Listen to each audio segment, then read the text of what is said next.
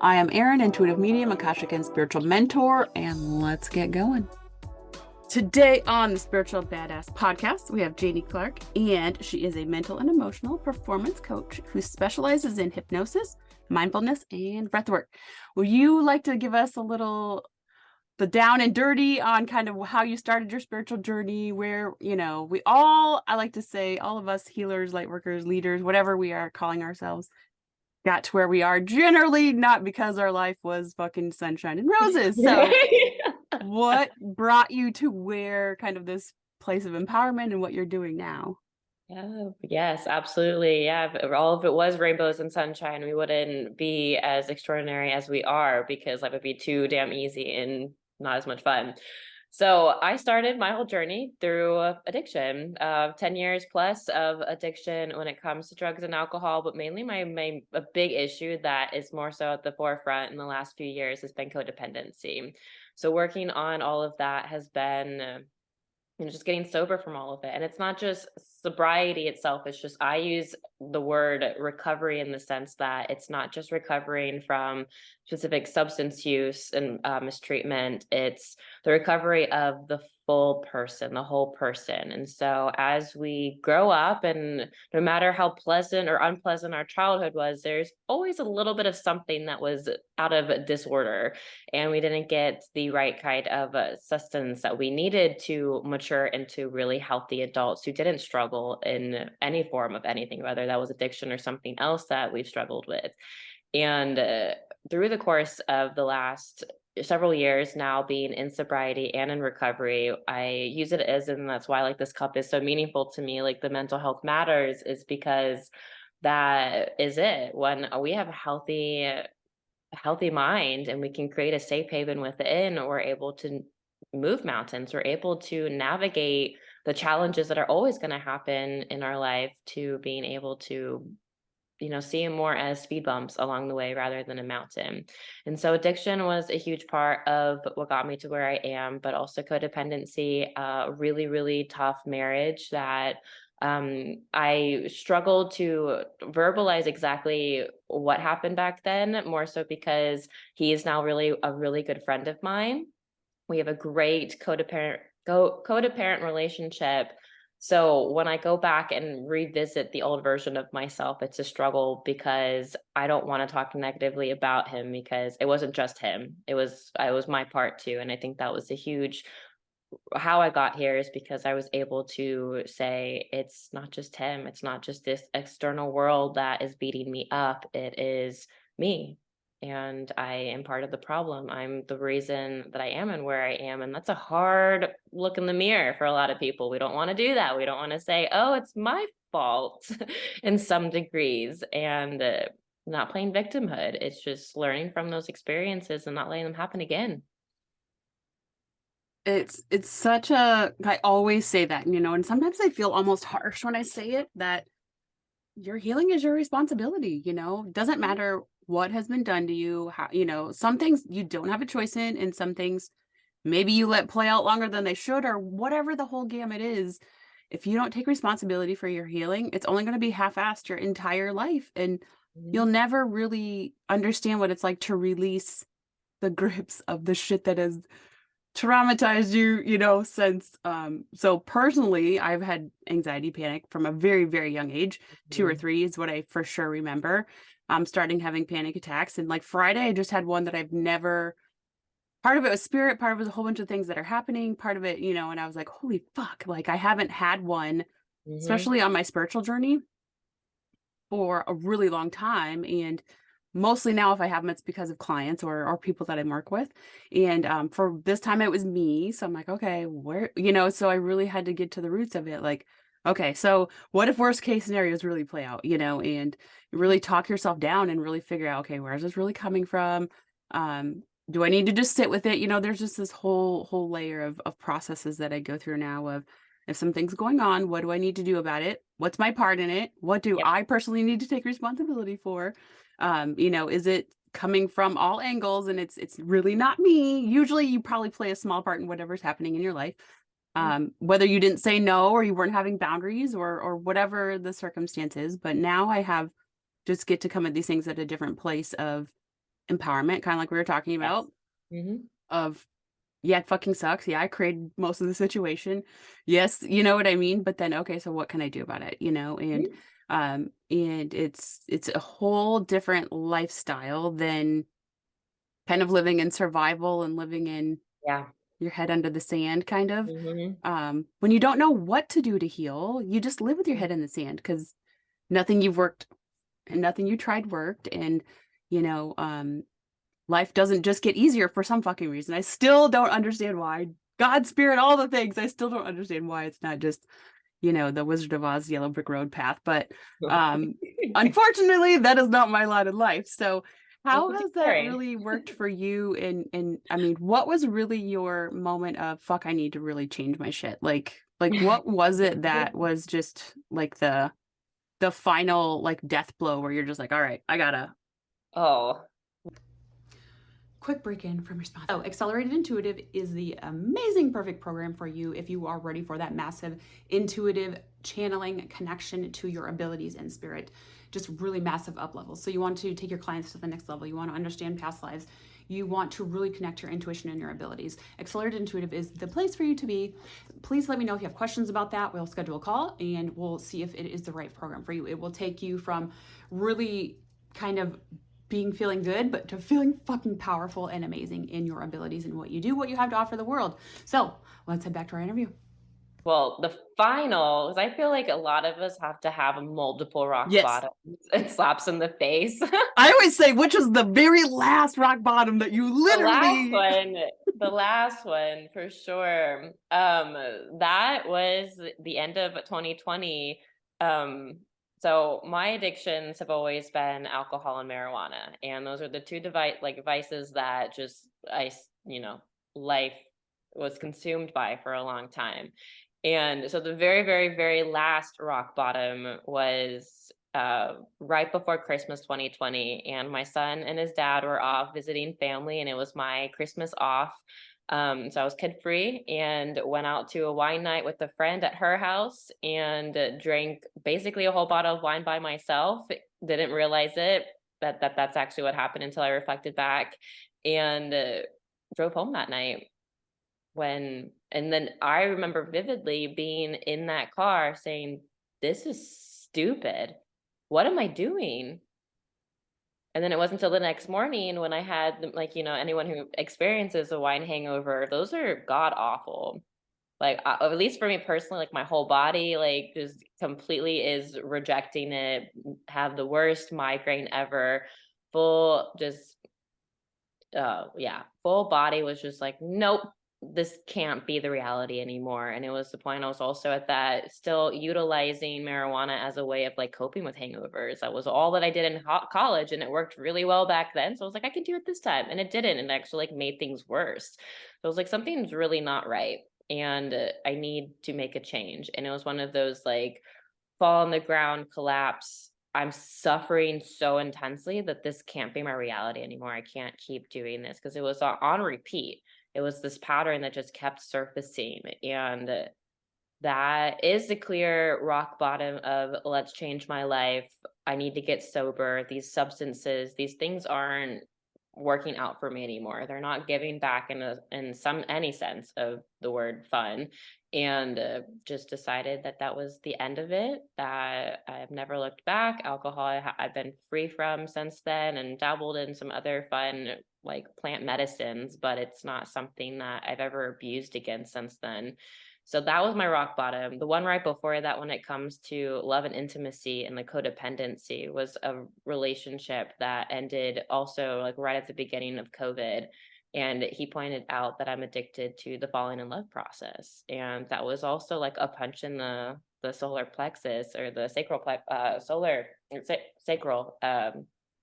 And it was Well, because that's the fun this. part of any relationship is the newness. When it wears Oh off, yeah. it's not so I fun was like, anymore. the relationship with long term has always been my biggest struggle. Like, I've always wanted like the quick fixes, and that's what substances were for me, or love was for.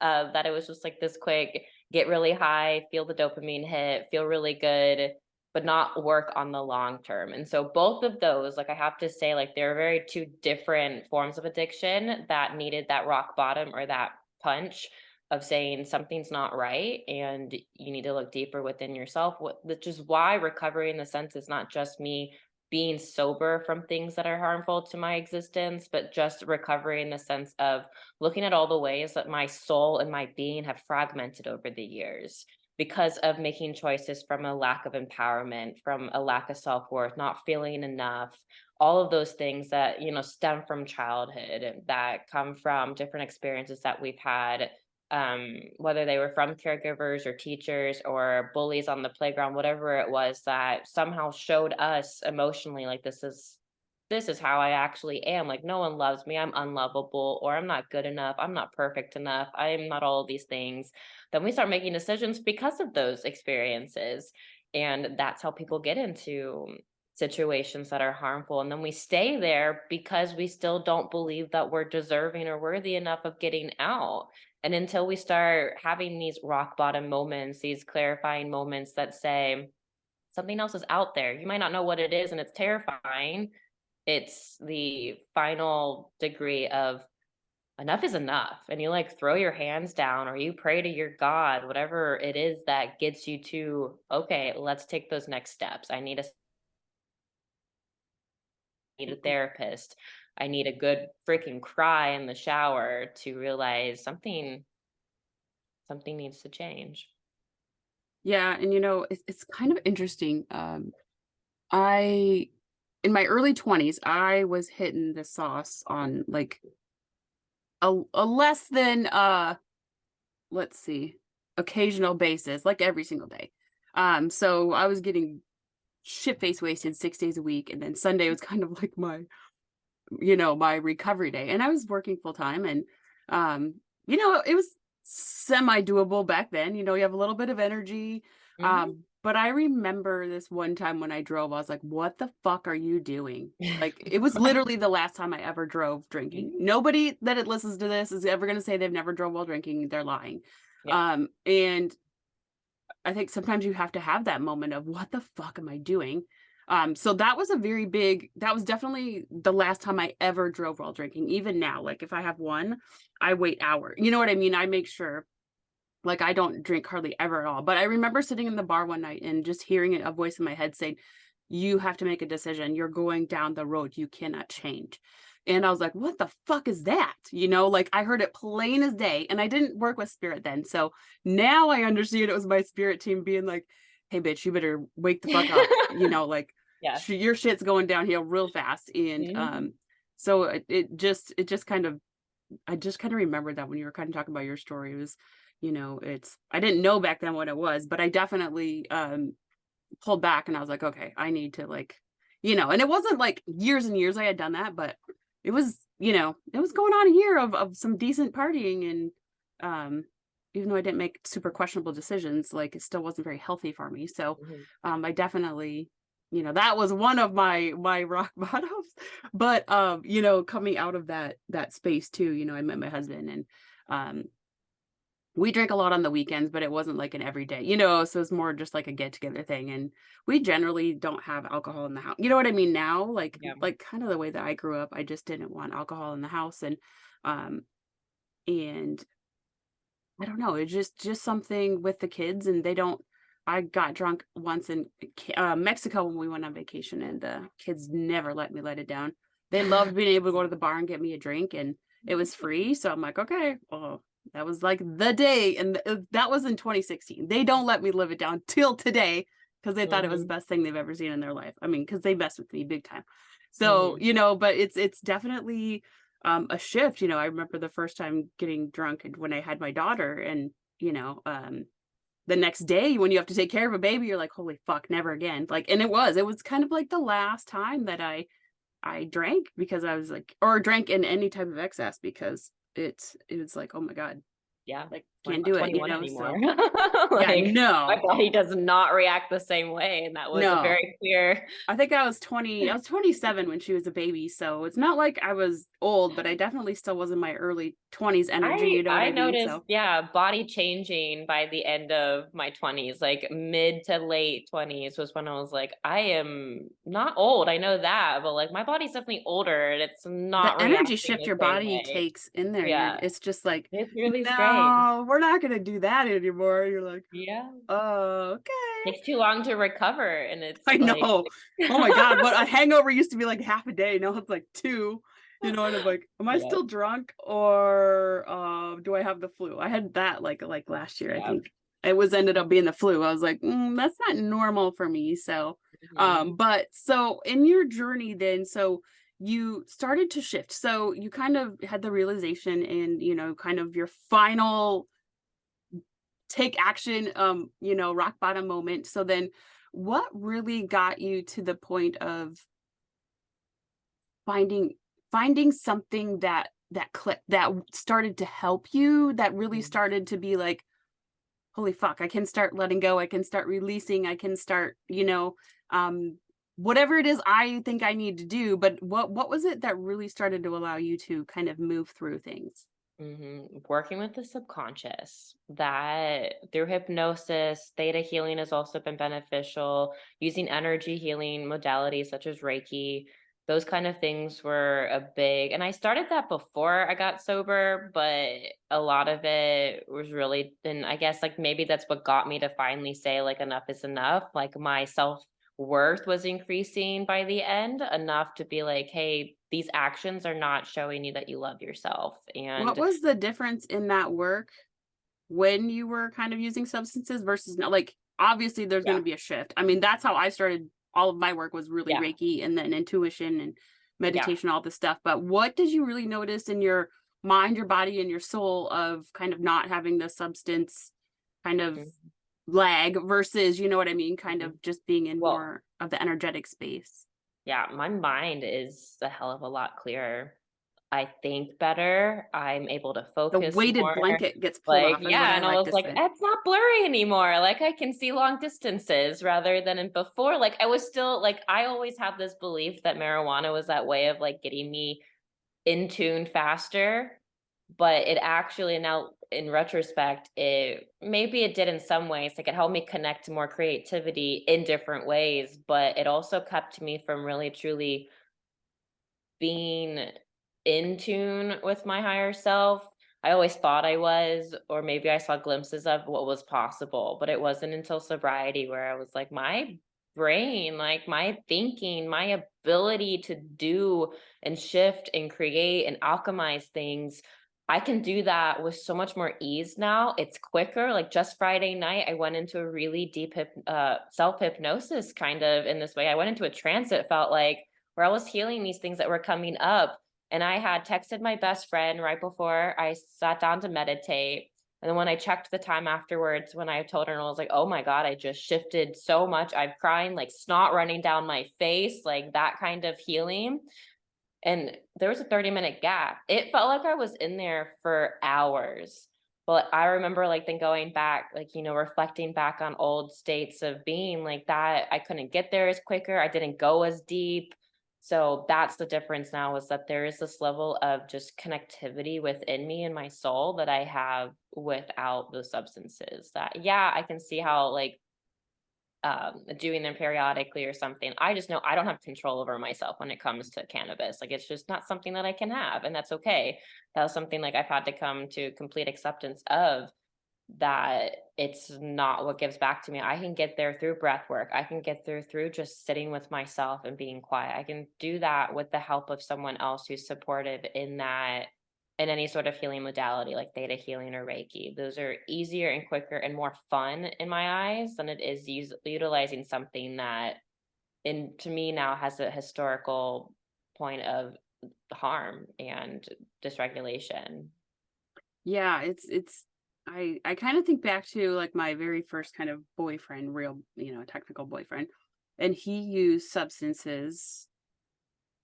I don't really know what he was kind of, I mean, I know some things, but he used meth crank, and then he would get so high, and then he would use weed to bring him down, and Mm, then sometimes he would throw alcohol in there to whatever, yeah. and it was just Such like, a dude, dysregulation to your nervous system at that point. You're yeah. utilizing I remember doing the same thing with Adderall and then smoking weed, not to have, like, the anxiety of what happens when you're on Adderall to, "I'm gonna bring myself down, but I can still focus." Like, I remember utilizing both those substances in college, and I was like, "I can easily tap into that." If I ever feel a little frantic in my day and maybe anxious, like, that's why just tapping into the breath and why I've become a breathwork facilitator is because sometimes all you need is 5 minutes and you can really calm everything down where you're able to focus and connect deeper and to have that inspiration on the next step. Because when we quiet ourselves down and we're in that stillness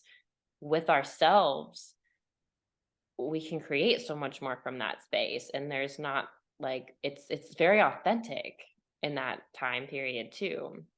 So this just came to me. So do you think that we busy our minds because we're afraid of what we might tell ourselves? We're Mm. afraid of what we might achieve. We're afraid of what we might, you know, be honest with ourselves. You know what I mean? Do you find anything in there about when you kind of avoid yourself, then you don't have to maybe deal with things, or whatever all of the things is. I mean, we bury our trauma and live in survival because we don't know how to deal with our trauma. But Mhm. do you think, I think so many people have a hard time sitting with themselves. Like, some Oh yeah. people come to me and they're like, well, I can't meditate because I have anxiety. I said, I'm going to call bullshit, because so do I. And panic Yeah. and depression and everything in between, and ADHD and everything else. So this is Yeah. a choice you're making to not find methods that work for you. If meditation is absolutely not going to work for you, cool. But then you need to try breath work, or you need to try something else that is going to calm your mind. And um, I think it's just hard for people to take responsibility for their stuff. And I've been there a lot. I was 39 before I figured my shit out. So I went, almost, what, 4 decades with my shit all loosey goosey and not giving a fuck. So I get it. It's not Mhm. it's not an easy thing. But how have you come across people, when, like, if you're doing hypnosis and you're kind of doing all of the everything? To me, the more that you mentally heal, the easier it is to connect to spirit, the easier it is to use your healing gifts, the easier it is to grow and develop and do these things. So when you're working with people, what are some common things that, you either know they're, well, I mean, you probably use your intuition too, so you probably already know they're not in a place to do the work, or how do you kind of no. I mean, do you kind of push away the people that you just know they're not ready, or do you try to get them to try it anyway? Or, how does that work for you in that process of, it could really be beneficial for them, but you also know they're not fully invested in the process, or overcoming what it is that is holding them back, or kind of a combination? Like, do you kind of guide them in a different direction, or what do you really do with people like that? Mm, great question. Well, I think I repel people who are just not ready. I just don't really work with them. Like, Yeah. there's only one example, and it's not that she wasn't ready. She was willing to try, but she had so much armor on in her hypnosis session that she couldn't break open. And I always make this joke, like, my main goal in a hypnotherapy session is to get someone to cry, like to ask the right questions intuitively that hit that nerve that allows that breaking open of the heart space, that allows then for deeper transformation. And because I have done as much work as I have within myself, I feel like I can hold those emotions that other people experience within those sessions, that I'm not afraid of them. I don't run the other way, but that takes a lot of work. That becomes like you need to do the work internally and become friends with those shadowy aspects of yourself, and Hmm. to learn that what I've come to realize is that those internal demons or the shadow parts of us, they're just the scared little child or the pissed off teenager or whatever it is, that they're not actually evil, or they're not Yeah. actually the monsters that are under the bed that we grew up being scared of. They're They're actually just trying to us. protect you. That was a Yeah. version of you that was trying to survive and get It's through so the trying to situation and survive. And there was this great TikTok I saw the other day that someone shared with me, and it was this man speaking on whenever, like, whoever has a dysregulated nervous system and they come across someone, and this, I think he was talking mostly about like a parent and a child. When a child's dysregulated and the parent's not regulated themselves, when a child acts out or they're sad or they're angry, a lot of the time, and this can go for anyone, so like that other person in front of you is reacting from some sort of experience, and they're big emotions that come up.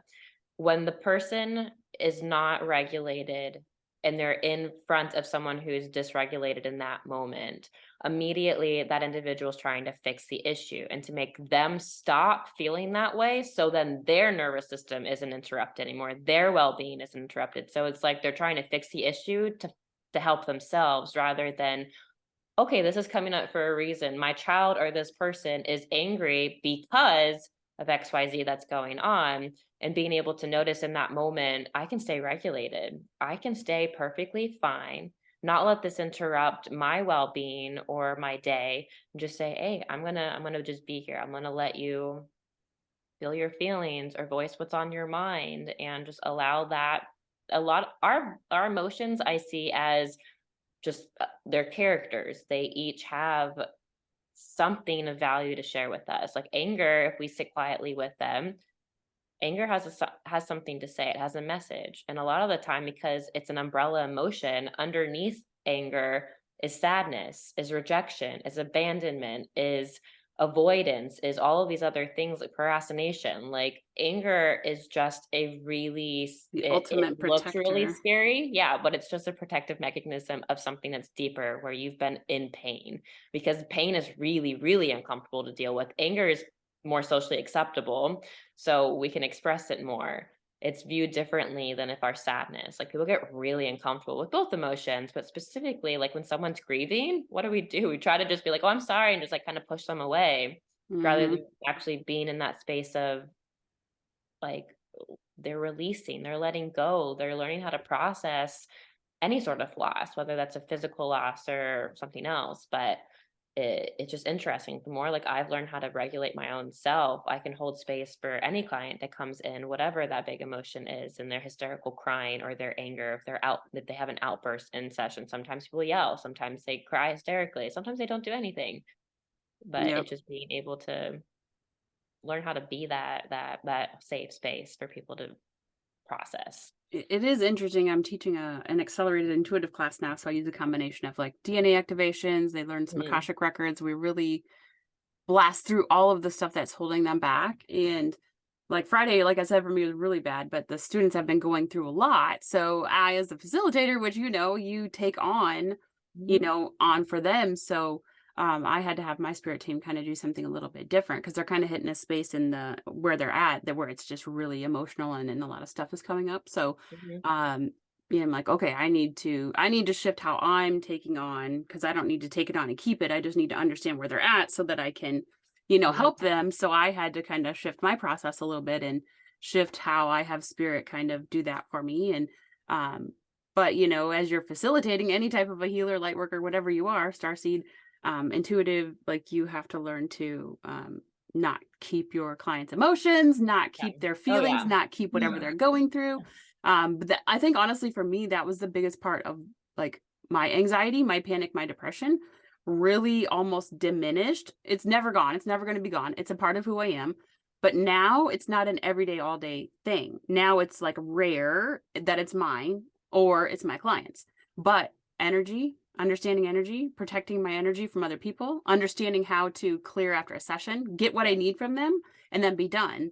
That really changed my life and my anxiety, my panic, the energy Yeah. overwhelm, all that shit that I didn't know. Like before I started my spiritual journey, I was going to a cardiologist because I thought I was having a heart attack.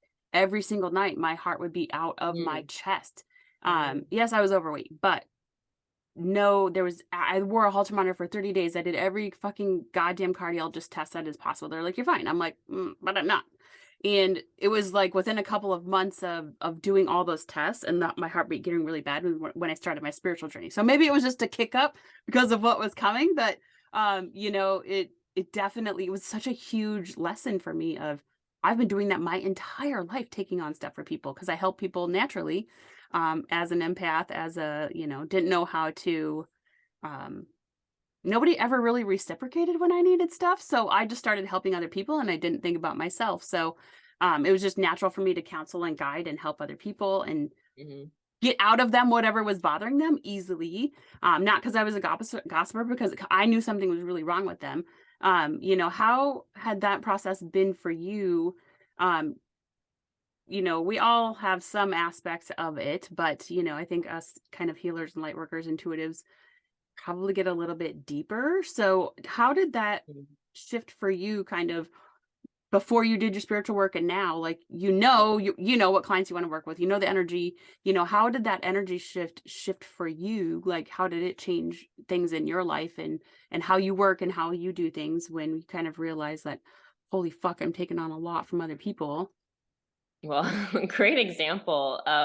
What was coming up for me was like this really interesting session. And it was like 2 or 3 sessions with the same individual. She came to me because she was experiencing really severe hip pain and only like 22 years old or less than that, even like just really young, like having this extraordinary hip pain.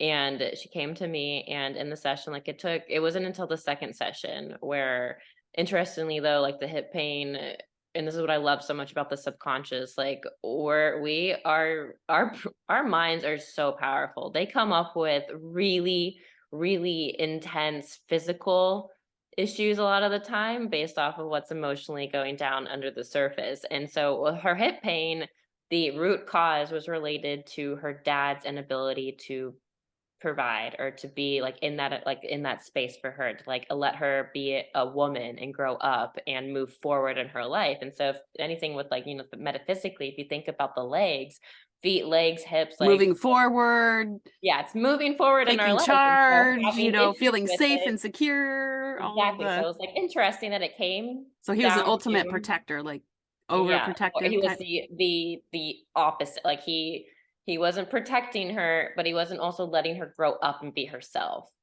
And like he criticized her a lot growing up and just wasn't allowing for her to have that space. But what's interesting though, like as this is all coming up, and we came to that kind of in the first session, but not as deep as the second one. The second one was when I I woke up the next day.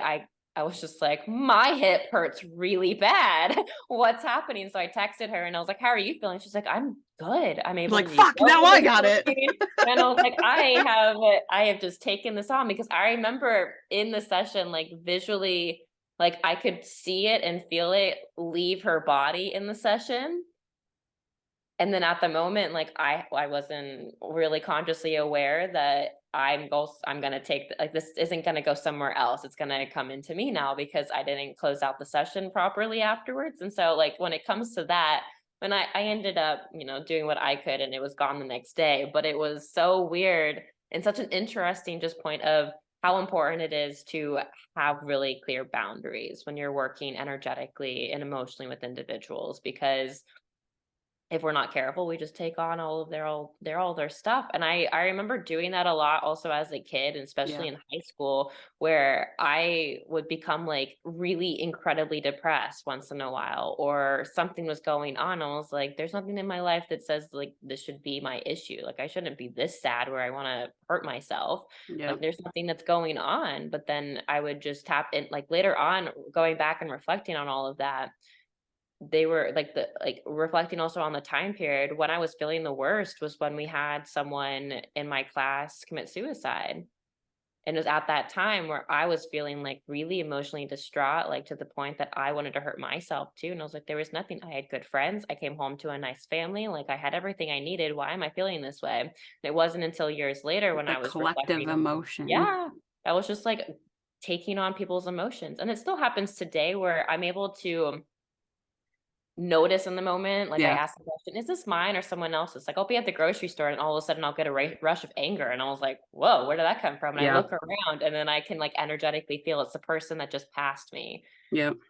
Oh, I'm angry because this person, I didn't have the right kind of boundaries and shields up that I typically like to do. And it hasn't happened in a long time because I think after that session with the girl with the hip issues, that was a very clear, this is honestly, it's one of those, to me, it's one of those things like our mind's so powerful that we can instantly believe something to be true and never have to return back to making it true every single day. Like at that moment, I said, that's not my reality. I have a very clear protective energy around me. I don't take on other people's issues. Those are not mine. It's not, I can feel, and which makes me so good at what I do. I can intuitively pick up on things, but I don't make it mean anything about myself anymore. And it was in that moment where I made a very clear, like almost like written rule in my nervous system that said, this is it. Like your boundary is set. You don't have to ask for this every single day. Do the clearing when you start to feel, certain things. Like I will get like overstimulated. So I'll go take an Epsom salt bath or something, but that's just, it is a lot of work. It is a lot of work to help people work through their emotions. But so I'll take the self-care action steps, but it's not something that I feel that disrupts my nervous system anymore, which is Yeah. really cool. It's that awareness, and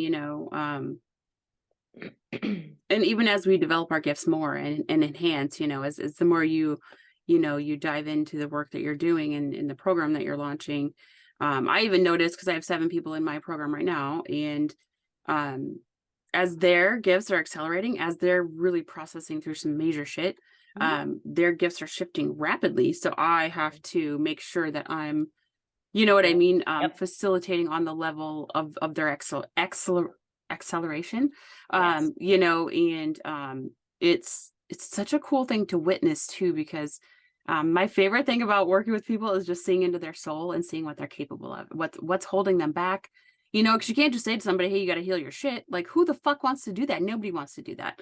But if you can help them enhance and do other things at the same time and release the shit that's holding them back, it's such, like, their whole life can change, and it's hard to express that to people, like, hey, you want to go through all the nastiness of letting your shit go, and then like your life can totally change, but it's, It if somebody would have told me, hey, you have to let go of all of your trauma and your pain, and then you get the golden egg, and I'm like, fuck that, but the it's reality the is, like, when you find methods that work for you, like meditation really worked for me, and it took me a long time. My ADHD and all the other things took me a long time to learn to meditate and calm my mind enough to let same. the fuck go and allow spirit to bring me what I needed to release. And to I just had one intention every time I meditated. Sometimes I had to meditate on the same thing like 20 times Mhm.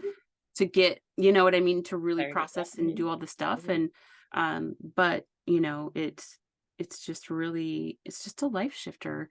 um One thing I was going to say, one thing I that still catches me kind of off guard is car accidents. So Mhm. like the energy of it, or if they've been hurt or driving by, like sometimes it catches me on accident, because if it happens, unfortunately, I witnessed a lot of fucking weird shit, a lot of accidents, a lot of stuff. So I remember this last one just caught me really, because it must have happened like right before I got there, and I was like, oh my god, I'm gonna throw up.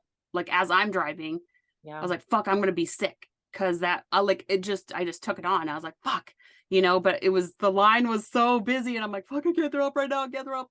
So I'm like, I'm gonna have to throw up, I'm gonna have to open my door, I'm gonna have to throw Yeah. up. But now that I understand where it comes from, it's like, okay, are they okay? What do I need to do? Usually I'll just kind of send the angels and ask the angels to be like, okay, you need to like Yeah. take care of that, because I'm busy. Like I can't, I'm not facilitating that right now. So how have you been able to just kind of implement everything? I mean, did you just kind of learn a little bit at a time, and then you just kind of figured out how did you get into the empowerment piece? I think is Mm. my biggest question. Yeah, that's a step by step. I was literally just talking to my partner about this morning, realizing like how cool it is because it was just like 5.5 years ago, roughly, that I was in the deepest of my hell, and it took steps. Right, there was a lot of different steps for the next couple of years of like it was empowering myself in some way, and so like I guess in the very beginning, it was just dealing with my anger that was surfacing, which at that point, when I was still in the marriage, I had come across Krav Maga, martial arts training Ooh, that allowed yeah. for Like, I didn't realize that I had all of this anger stored inside of my body. And in those classes, and I had a wonderful coach that was very inspirational and motivating in that way of, Janie, you're allowed to be angry in this class. You're allowed to show aggression. Show me what's going on. And like, it's like he energetically knew that I was holding on to a lot of bullshit. And so Well, it's a with that, very like, energetic practice, isn't it? oh, it was so Like powerful. intuitive, like, kind of Yeah. anticipating the movement and whatnot? Yeah, all of that was really powerful, but then there were classes that were just like physical endurance training classes, and so like we would be like, punching a punching bag or kicking one or whatever. So it was like, or punching like with like we had these big bags that we'd have to hold and like practice our punches and our kicks towards someone else. Whatever it was, like it just allowed for like, and there was also the encouragement of like making noise as you did it as well, which was also a release of energy. So I think that was kind of like that would, like, reflecting back, that definitely started the path of healing, where that opened up like space. And so there's also this like an analogy I always provide my clients of, imagine that you have a closet full of clothes, but a lot of those clothes are like from 10 years ago, or you no longer fit in them, or they don't fit your vibe of like who you're becoming, whatever it is. The closet's jam packed of all of those old clothes that just don't serve a purpose anymore. But you want all these new clothes. You want to go shopping. You want a shopping spree, but don't have any place to put them. And so in order to have what you want, you need to take out what's not for you anymore. So you got to like start decluttering. And so I give that analogy in the sense of that's exactly what this work does. However it shows up, whether it's going to a boxing class and working out and releasing through sweat and through that kind of aggression, where you're physically, showing up for yourself, versus like that was the first kind of stepping stones. And then eventually, like, I did get separated. I did find my own way of life with single motherhood and everything. And through that, like, there was then loneliness that surfaced that I needed to work on. And so by sitting in those spaces of utter loneliness, I started to develop this friendship with myself, started working with my emotions differently. I started listening to my anxiety, to depression, to sadness, whatever it was that was surfacing, hearing messages of these are the next steps. And I started working with like my theta healer at the time. I was working with her actively over one summer. And so then energetically, emotionally, I was dealing with past life issues, to previous traumas, to whatever it was, letting those surface and clearing them away with the help of someone else who could hold the space for me at the time, that I wasn't able to do it just by myself, to um starting going after goals that meant something to me. And so through that, like, there was then the self-empowerment to, I have this goal of wanting to become an author, and I finally was able to do that back in 2019. And so then there were just like, that's why it's just stepping stones. Like, and reflecting back again, like conversation I was having with my partner this morning was, 5.5 years ago really isn't that long ago. But when I Mm-mm. look at where I was 5 years ago and how I wanted to, that was a time period where I honestly had a sincere desire not to be alive anymore. Not from like high school where it was like energy Yeah. shifts of other people. Like, that was really when I was suffering through myself and with myself. And to be where I am now, where I wake up with a zest for life, and I wake up really excited for the things that I get to do and create, and who get to be a part, like get to do life with. So there's just stepping stones where it started like inch by inch, day by day, moment by moment, the month and years went by, to all of a sudden, I think sobriety was also, I know sobriety also is that impact of taking back the power. Like, I had all of these things in my external world that had control over me, and then I was allowing to have control over me.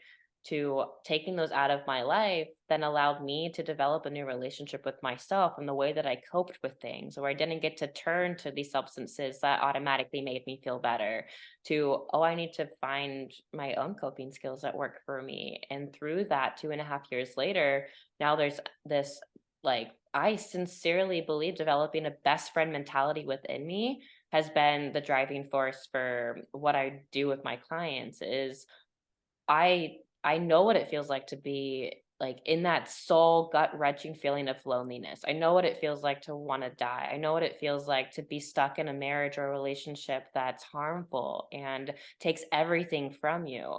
I know all of that personally to I also now have all of these tools and remedies and resources that I've used personally that over time allowed me to develop this where I say like my mind is my safe haven. I'm no longer afraid in those sense. Like I mean, fear still arises because I'm doing something new and outside my comfort zone, but it's not something that blocks the path anymore. Where I do feel like I have, and that's what meditation helps me is that it's not so much clearing your mind of thoughts. It's just learning how to not let the thoughts turn into emotions that control your next action steps. It's recognizing in this moment of mindfulness, this is how I feel. This is what's going on. I'm only human. I might make a mistake, but I've also learned from all of these other mistakes that I don't want to do that anymore.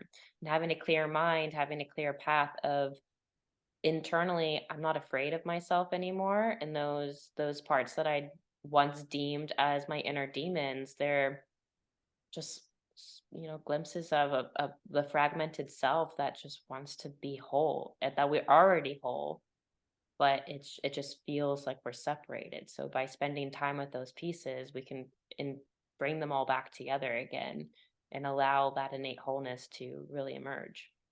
Yeah, it's like you finally get to use yourself at full capacity, you know what I mean? Mhm.